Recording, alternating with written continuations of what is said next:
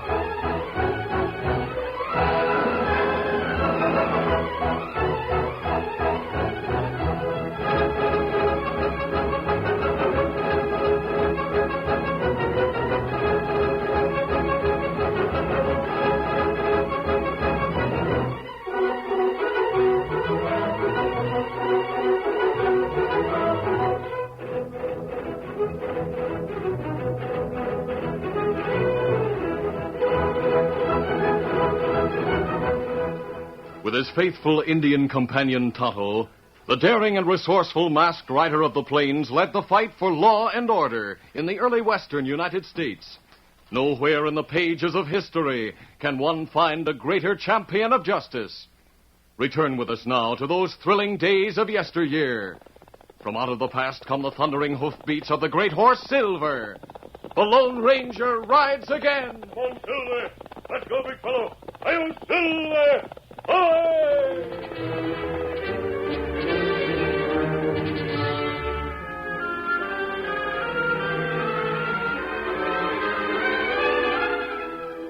Furrow Creek threaded the wastelands between the Plow Point Mountains and the town of Windfall, its flow swift, its gravel banks steep and high. At one point, fresh prospect holes appeared, and the relics of old failure and despair were covered by a profusion of new and poorly chosen tools and camp supplies. Obviously, it was tenderfoot equipment, but the two men who lurked nearby had every mark of being desert-wise. Each carried a sawed-off shotgun. As one pointed to a soft spot in the bank, the other aimed his weapon at it and fired. Well, Stubb, that makes a couple of $1,000 worth of gold we've shot into the gravel here. Yeah, what of it, Healer? Old Lawyer Dodge had sold it plenty. He's a boss, and it's his dust. I reckon we can pan it out again if the scheme goes wrong. Pour a couple more loads into my scattergun, will you? Sure. Mine's still loaded. Well, say when. That's enough. Right. Now ram in some wadding. Hey, the boss must figure on cleaning that young Easton and his wife out of all the cash that they're inheriting from their uncle, Peter Gibbons. Pete likely left $50,000 or $100,000. He hit it rich in the Superstition Mountains once.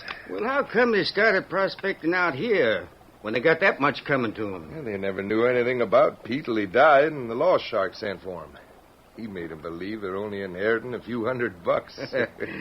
That's savvy. And he talked him into hunting gold. Seemed to be a good way to kill time when the court settled the estate. Yeah, that Shasta's plenty foxy. Well, here goes both barrels again.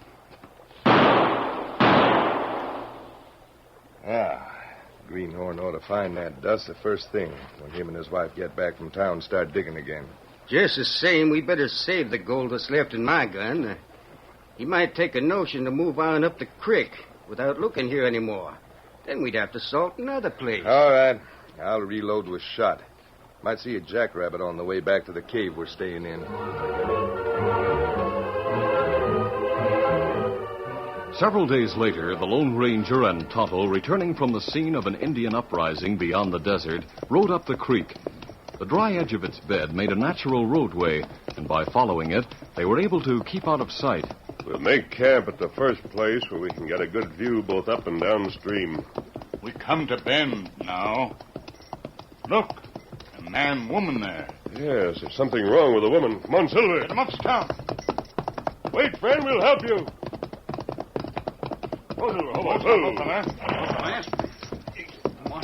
Martha. Never mind my mask.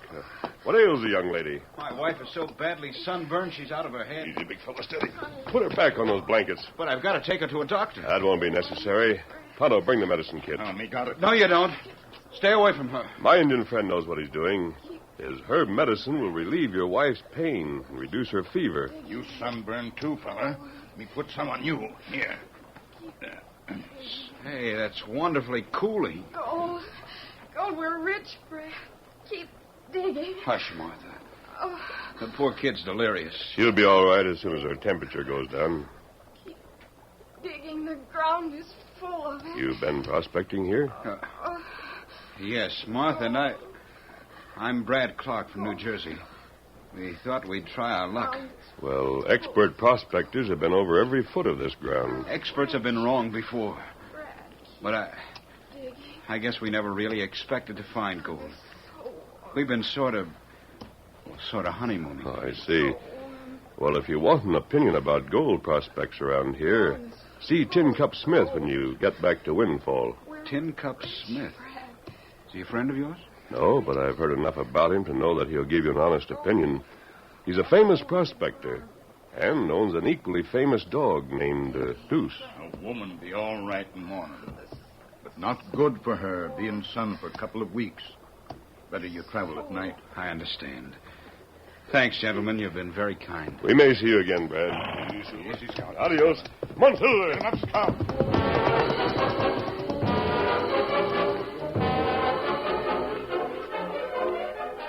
Sitting in a shabby office, which was part of his pretense to honest poverty, Lawyer Dodd contemplated the cracked ceiling with a thin smile. His plan for swindling Brad and Martha Clark was working well. Just as he expected, the two young Easterners came to his office and expressed the desire to buy the land along Furrow Creek. Dodd told them he owned it and agreed to sell for a small price. After leaving the lawyer's office, Brad and Martha talked as they walked down the street. Well, Martha, how does it feel to be a millionaire? Oh, I don't know, Brad. You don't? Didn't we pan out a couple of $100 worth of dust in one day? And isn't all that land as good as ours now? I suppose so. But I just don't feel right about it. We're taking advantage of that old lawyer. Well, we'll make him a partner after we take legal possession. He might not be so generous with us if we let him in beforehand. Oh, darling, I knew you couldn't be greedy. Hey, what's that crowd doing in front of the cafe? Oh, they're watching an old fiddler with a dancing dog.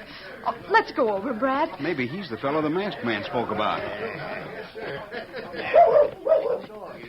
Well, I expect you're the heirs of my old partner, Pete Gibbons. Oh, that's right, Mr. Smith. Mr. Clark and I are both glad to meet a friend of our uncle. Deuce, tell the lady the color of her hair. Speak once for black, twice for brown, 3 times for red, and 4 times for yellow. Well, he called it. Her hair is red. But I thought dogs were colorblind. I read that everything looks gray to them. Yeah, I reckon that's so. Some folks think I signed to Deuce or tell him how to speak by the way I say things. But I don't. He knows what I know. Do you mean he reads your mind? Who knows? Maybe it's what the Indians call the big mystery. Big mystery. Well, that's all, folks. The show's over for today. Well, let's go, Brad. Wait, Martha. I want to ask Mr. Smith something. All right, dear. Not Mister, just Tin Cup.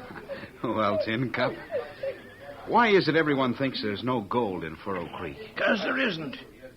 If you struck gold there, it'd be a heap sight queerer than Deuce knowing colors.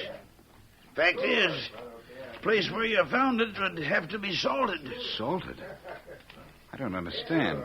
That means the ground has been fixed by somebody shooting a little gold into it.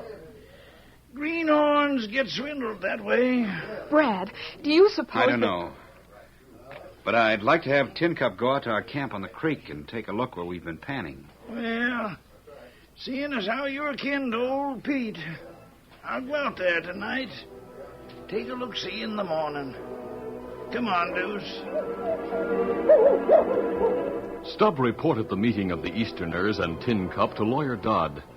The next day, from the brink of the bank which towered above the Clarks' camp, Stubb and Gila looked down at Tin Cup Smith and his dog.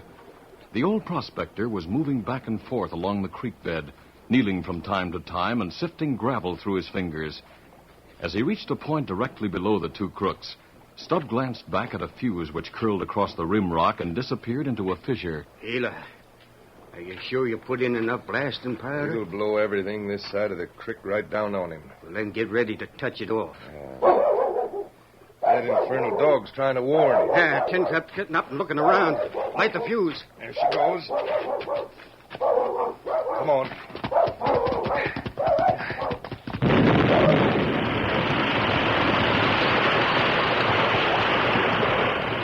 Holy mackerel. Look what we done. Buried Tin Cup under 1,000 tons of rock and dirt. We didn't get his dog, though. Listen.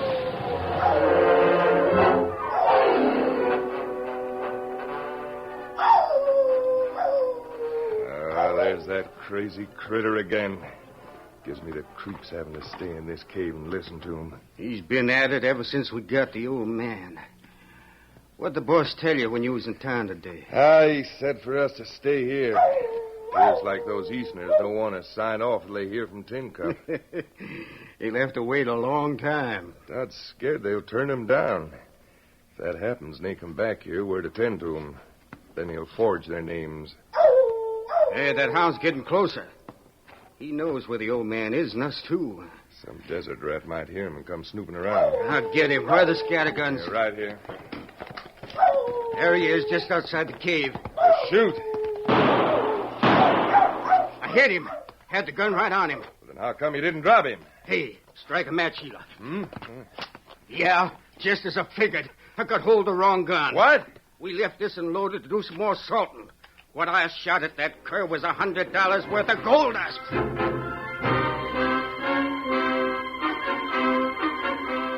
Meanwhile, the Lone Ranger and Tonto had made camp some miles upstream, where the banks widened and the water flowed around many tiny islands, each covered with luxuriant grass.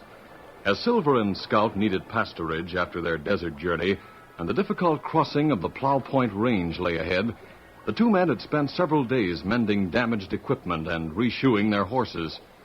As they completed their work, the masked man noted a change in the creek. Tonto, the water's rising. That's strange. It not rain in mountains lately. Something has stopped the flow below us. Or maybe landslide. If that's the case, the young Easterners may need help. Get them out of these big fellows. Come on, Silver.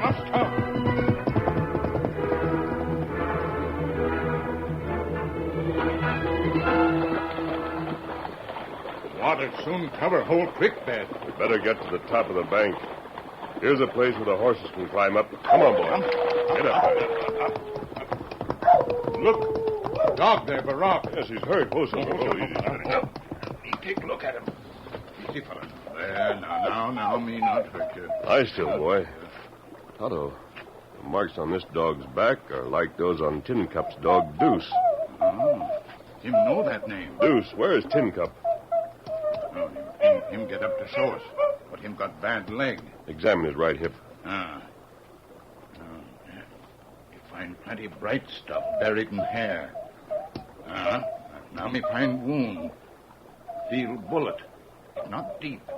You take it out pronto. Easy, Deuce. Easy, boy. There, it's out now. Look like buckshot. Let me see it while you treat the wound. Good dog, Deuce. Good. Me pick you up, and we find Tin Cup. Tonto, this isn't buckshot. It's a little gold nugget.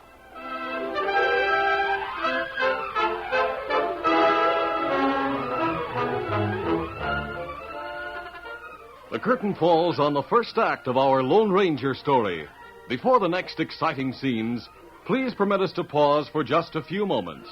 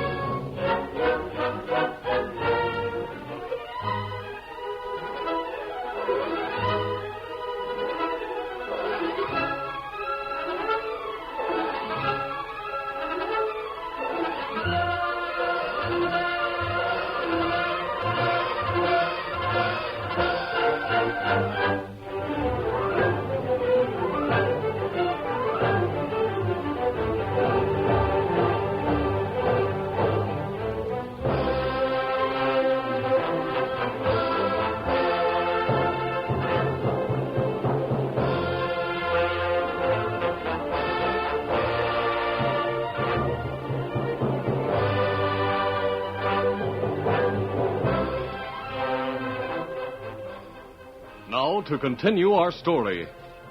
Tin Cup Smith, the fiddling prospector, had been murdered, and Deuce, his dancing dog, wounded by mine salters, bent on swindling a young couple from the east. Coming upon the dog as they rode down Furrow Creek to investigate the rising water, the Lone Ranger and Tonto found that he had been hit by a charge from a gold-loaded gun. The Indian was saying, No one shoot dog with gold, but crazy man. Or a mine salter. You don't think of that. What do you think happened to Tin Cup? I'm afraid he's dead. Maybe Deuce lead us to him. If this rising water means what I think it does now, we can spare him the pain of using his crippled leg. Take him on your horse, Tonto. Easy, Silver. Come on, Silver. Get him up, Scout. As the masked man and Indian rode up out of the creek bed, Stubb and Gila emerged from their cavern hideout, a short distance above the landslide which had buried Tin Cup Smith. Stubb leading the way as they pushed through the narrow mouth with bowed backs, suddenly halted. Gila, look down below us. Hey, that creek sure has come up a lot since that blast caved in the bank. It'll flood this place before long. We got all our gear. We can camp somewhere else. Let's get up the bank. Yeah. Better see if those greenhorns are back. Hey, there's someone coming up here. He's headed right toward us. Yeah, I can see him now. It's Lawyer Dodd. His coattails are flying. Oh, there. Well, we wasn't expecting you, boss. Those clocks won't shine. They're on their way out here. Well, we could have taken care of them ourselves. This job has got to be done right. Before they left town, Mrs. Clark notified Sheriff Brady that Tin Cup is missing. This sheriff won't go hunting an old desert rat. Well, he wouldn't ordinarily. But he's the kind who'd do anything for a woman, particularly a young, good-looking woman like Mrs. Clark. He'll show up sooner or later. He'll never find Tin Cup, but even if he should, it'll look like the old coot got killed accidentally. What about his dog? Got away when we blew in the bank. Later on, we shot at it, and now it's gone. Yes, for good, I hope. How do you aim to get rid of those greenhorns? We'll arrange another accident. A landslide? Don't be a fool. We couldn't get away with two of them. I'm thinking about that cave you fellas stayed in. The cave? There's a big boulder close to the mouth. The three of us can pry it loose and push it over far enough to keep anyone inside from getting out. Yeah, now let me talk. We'll capture the Clarks, shut them in there, and let them drown. If they're found, it'll look as though they were hunting Tin Cup and got trapped when water loosened the rock. They call me Gila.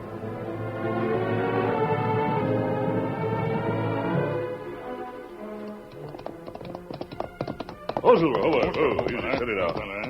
There's dust coming out of that dry wash ahead, Tonto. That rider there. Him coming out. There he is, wearing a star on his vest. Howdy, gents. Oh, there. Hello, Sheriff. You got a mask on. Don't let it excite you. I'm not an outlaw. Outlaw or not, I'm covering your freeze. All right, Sheriff. But it might be more to your advantage if you treat us as friends and tell us why you're out here. I'm looking for Tin Cup Smith and his dancing dog, Deuce. Say, that Injun's got a dog wrapped in a blanket. Let's see it. You look. Why, that's Deuce.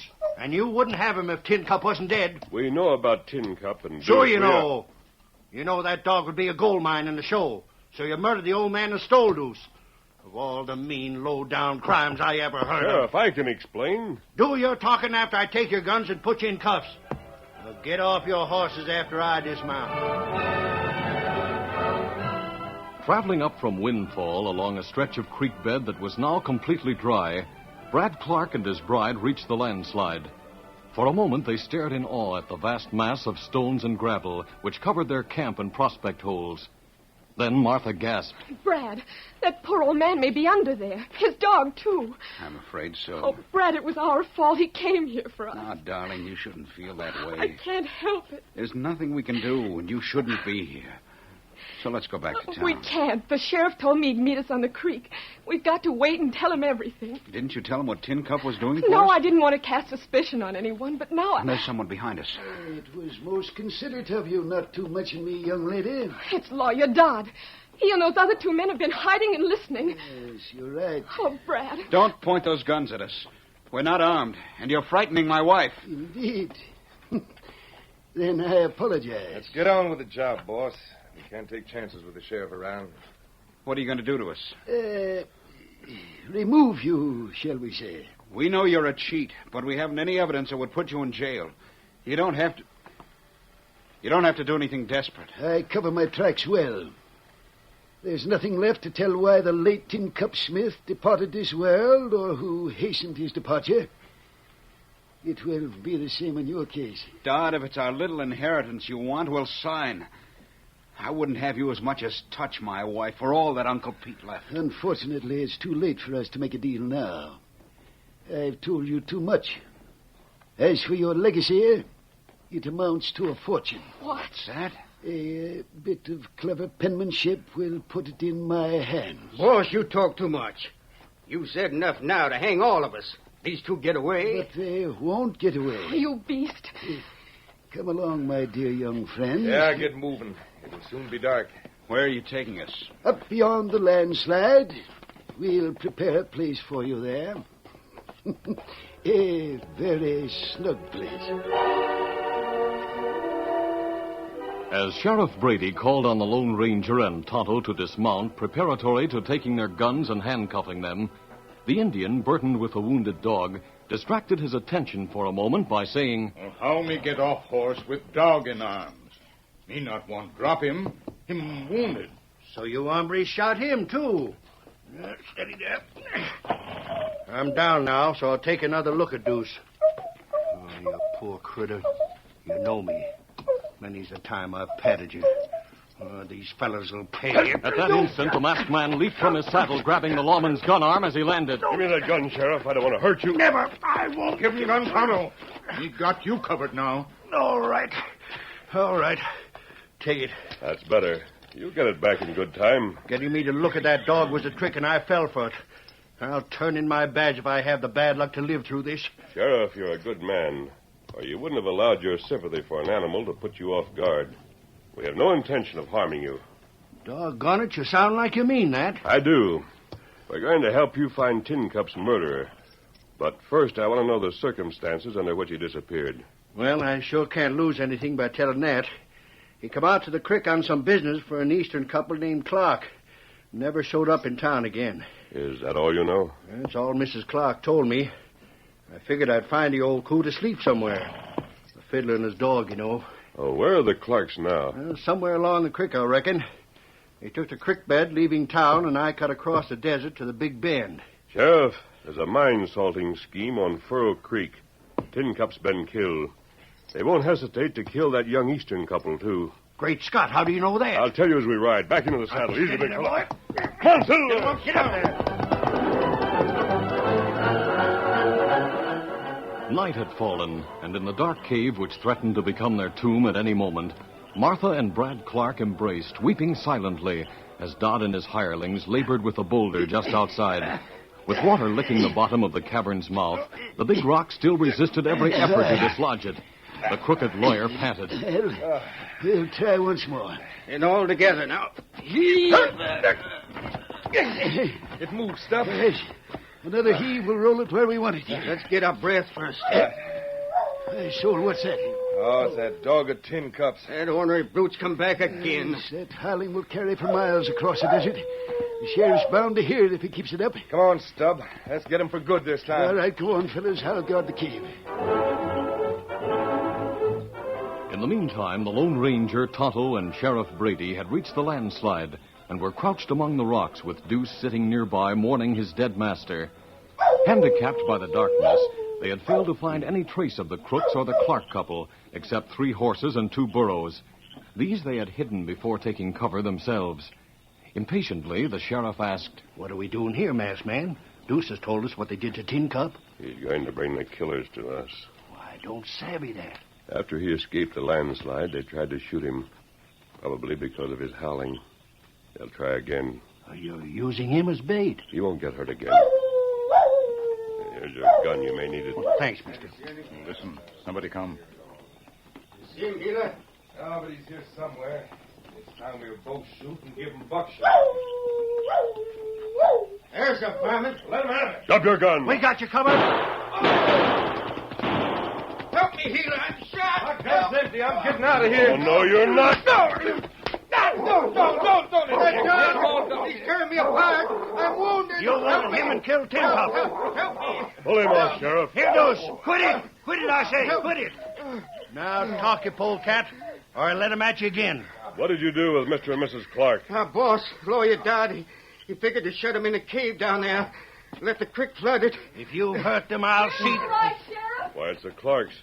How did you get away from Dodd? When he heard the shooting and yelling, he ran off into the desert. Good. I'll find him. Too late, I hope. What do you mean? Hanging's too good for that sidewinder, ma'am. A foot without food or water, he'll die 100 times on the desert. What are you going to do about Tin Cup and Deuce? Well, the old fiddler will have to stay where he is. And I don't reckon you can get the dog to leave. Well, I'm going to try. Maybe you won't know my mind, but he can be sure of my love. It won't work, darling. He's Tin Cup's dog. He'll always be listening for something. The old man's footsteps, his fiddle, or his voice. He'll always want to come back here and follow him into the big mystery. Well, if he does, I'll build a shelter for him here and see that he's never hungry. Come here, Deuce. Come here, old fella. Come on, boy. And to think I accuse that masked man of stealing him. Sheriff, who is the masked man, anyhow? Well, I got it from the engine. He's the Lone Ranger.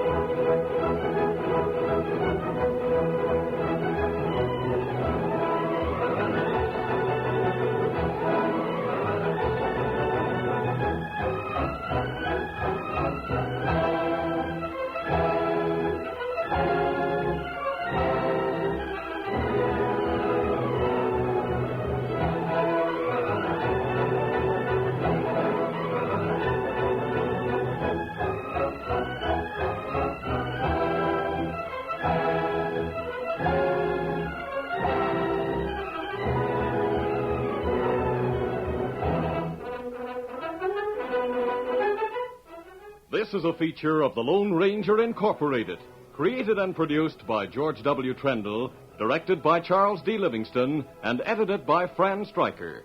The part of the Lone Ranger is played by Brace Beamer.